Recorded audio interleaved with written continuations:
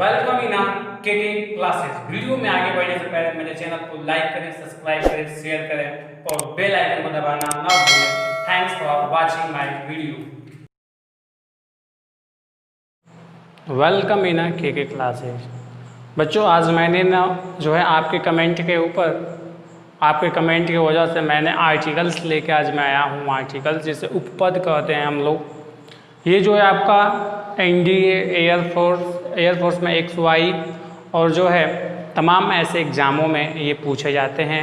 Articles की बहुत बड़ी भूमिका है हमारे इंग्लिश स्पीकिंग में भी। तो जिन बच्चों को ये सीरीज़ में स्टार्ट किया हूँ आर्टिकल्स का, जिसे मैं 5-6 पार्ट में कंप्लीट करूँगा। चलिए कुछ आर्टिकल्स के बारे में बात करते हैं। देखिए, आर्टिकल्स जो होता है इसका जो शुद्ध जो है अर्थ है, इसका होता है उपपद। इसका काम क्या होता है? ये नाउन से पहले आता है और ये नाउन से पहले आके ये आइडेंटिफाई कर देता है कि जो नाउन है आपका इंडेफिनिट है या डिफिनिट है। तो बच्चों चलिए बात करते हैं आर्टिकल्स के बारे में। यहाँ पे जो है ए, एन तथा द को आर्टिकल्स कहा जाता है। बच्चों सबसे पहले तो आपको अपने रफ में नोट डाउन करना होगा कि ए कॉमा एन मतलब एन तथा द को आर्टिकल्स कहा जाता है। किसको आर्टिकल्स कहा जाता है? तो सबसे पहले हमें ये जानना होगा कि ए कामा एन कामा द को आर्टिकल्स कहा जाता है। मॉडर्न इंग्लिश में, जो मॉडर्न इंग्लिश अभी चल रही है, मॉडर्न इंग्लिश में ग्रामर में, मॉडर्न इंग्लिश ग्रामर में आर्टिकल्स को जो है डिटरमिनेशन के जो है तहत रखा गया है, उसके अंतर्गत ये रखा गया है। डिटरमिनेंट जो है ये है। अब जो बच्चों है आर्टिकल्स के दो भेद होते हैं। ये इम्पॉर्टेंट है, पूरा आर्टिकल्स इसी पे जो है डिपेंड होता है कि आर्टिकल्स के कितने भेद होते हैं, क्योंकि हमें इसी का प्रयोग करना होता है। तो आर्टिकल्स के बच्चों मूलतः जो है दो भेद होते हैं। पहला जो होता है डिफिनिट होता है, निश्चित होता है। डिफिनिट का जो हिंदी होता है वो होता है निश्चित, और जो है इनडिफिनिट मतलब जो होता है अनिश्चित। तो बच्चों अब प्रश्न ये उठता है कि सर डिफिनिट क्या होता है और इनडिफिनिट क्या होता है, हमें डिटेल में बताएं। तो बच्चों अब हम बात करेंगे कि हमने जाना कि आर्टिकल्स जो होते हैं ए कामा एन कामा द होते हैं। 3 हम लोगों ने जाना कि आर्टिकल्स होते हैं, मतलब 3 का ही प्रयोग इस पूरे वीडियो में होगा। और अपने अब जीवन काल में भी इसे जो है जब प्रैक्टिकल करेंगे तो 3 ही का प्रयोग करना होता है। मैं सब कुछ जो है एक एक पॉइंट वाइज बताऊंगा।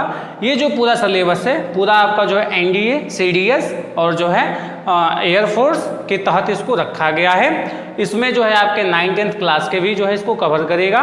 तो बने रहिए केके सर के साथ। मैं ये बात कर रहा था कि अब जो है डिफिनिट और इनडिफिनिट, बच्चों अब हम ये जानेंगे कि डिफिनिट आर्टिकल्स क्या होता है और इनडिफिनिट आर्टिकल्स क्या होता है। तो मैं आपको बता दूं कि जो डिफिनिट आर्टिकल्स होता है ना, ये जो निश्चित होता है, इसके जो है डिफिनिट आर्टिकल्स में तब कौन आता है सर? तो बच्चों डिफिनिट आर्टिकल्स में जो आता है वो द आता है। डिफिनिट आर्टिकल्स में क्या आता है? द आता है। और जो इनडिफिनिट में क्या आता है? तो ए आता है और एन आता है।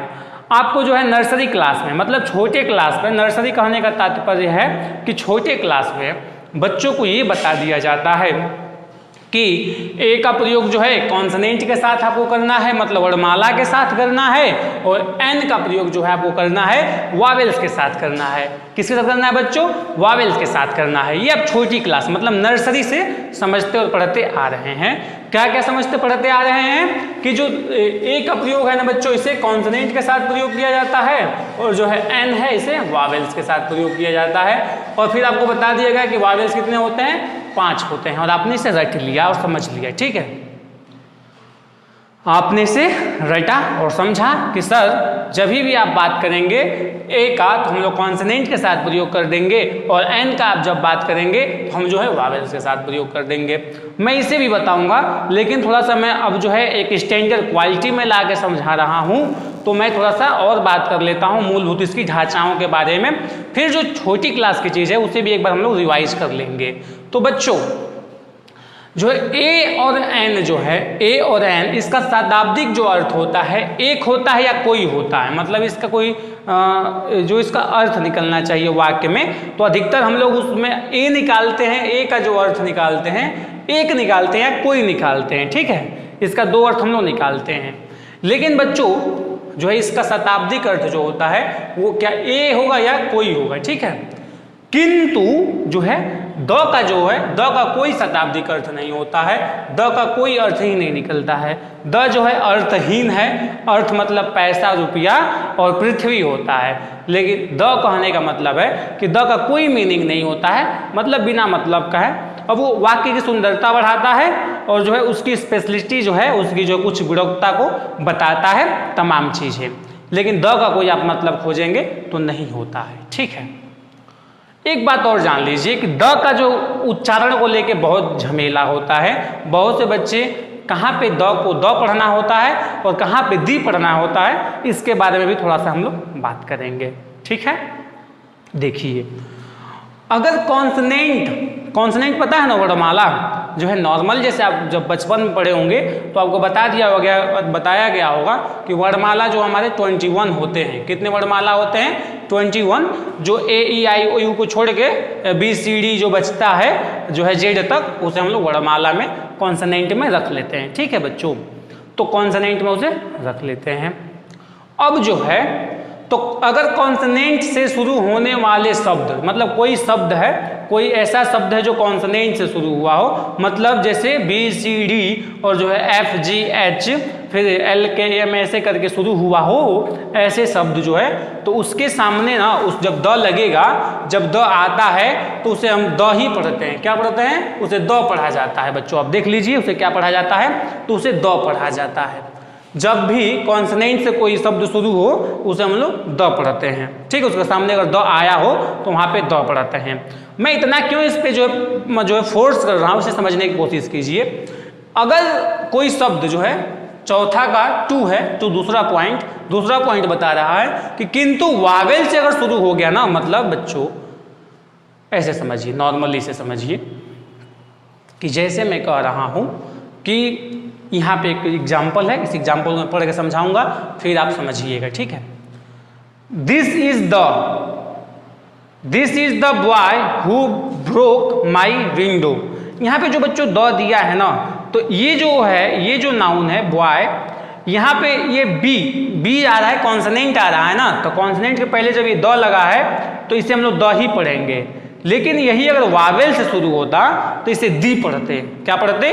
दी पढ़ते। इसे नोट कर लीजिए।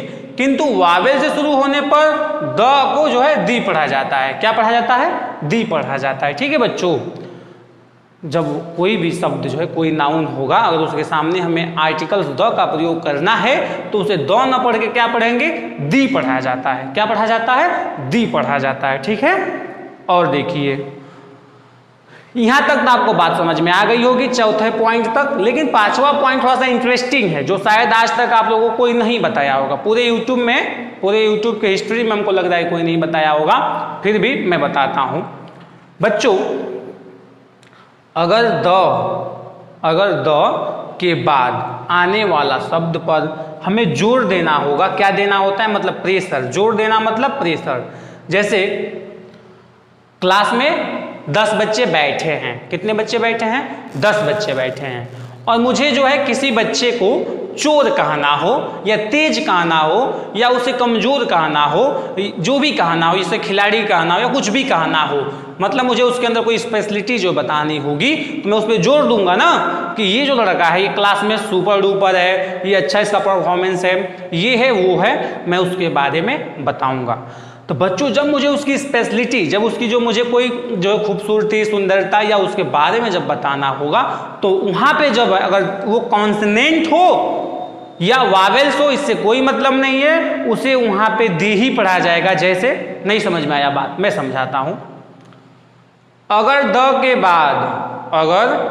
के बाद आने वाले शब्द पर हम जोर देना चाहते हो तो जो है द का उच्चारण द न होकर दी हो जाता है, चाहे वो कॉन्सोनेंट हो, शुरू हो या जिससे भी शुरू हो, उससे कोई फर्क नहीं पड़ने वाला हो। जैसे यहाँ पे क्या था कि अगर कॉन्सोनेंट से शुरू होने वाला शब्द के पहले द लगा हो तो उसे हम लोग द पढ़ते थे। यहाँ पे क्या था कि द जैसे द पढ़ते थे, लेकिन अगर वावेल से शुरू हो जाता है तो हम लोग उसे दी पढ़ते हैं। समझिएगा बात कि अगर कॉन्सोनेंट से शुरू हुआ तो हम लोग द पढ़ दिए। वही बात अगर वावेल से शुरू होता है कोई नाउन और उसके आगे हमें द लगाना है तो उसे हम दी पढ़ा देते थे, मतलब कॉन्सोनेंट के साथ द जो है वावेल के साथ दी। लेकिन बच्चों यहाँ पे क्या बता रहा है कि अगर कोई शब्द हो उस पर हमें जोर देना हो, उस पर हम प्रेशर देना चाहते हैं तो वहाँ पे कॉन्सोनेंट हो चाहे वावेल्स हो उससे कोई मतलब नहीं है, हम लोग उसे दी ही पढ़ेंगे। क्या पढ़ेंगे? दी पढ़ेंगे। जैसे इस वाक्य में दिया है this is the boy who broke my window. बच्चों यहाँ पे एक बच्चे के बारे में बात हो रही है, एक छोटा सा बच्चा है या बड़ा बच्चा है ये नहीं लिखा गया है, लेकिन बताया जा रहा है कि दिस इज दी बॉय। यहाँ पे बच्चों ना बी है, कॉन्सोनेंट है, लेकिन इसे हम कॉन्सोनेंट पढ़ के ना पढ़ के क्या पढ़ेंगे? द को दी पढ़ेंगे। क्यों दी पढ़ेंगे बच्चों? आप बोलोगे सर आपने तो बताया था कि अगर कॉन्सोनेंट होगा तो द पढ़ेंगे, लेकिन आप अभी कह रहे हैं कि दी पढ़ेंगे। तो बच्चों दी पढ़ने का कारण ये है कि अगर द के बाद आने वाला शब्द, मतलब द के बाद ये क्या है? द है। इसके बाद क्या आया है?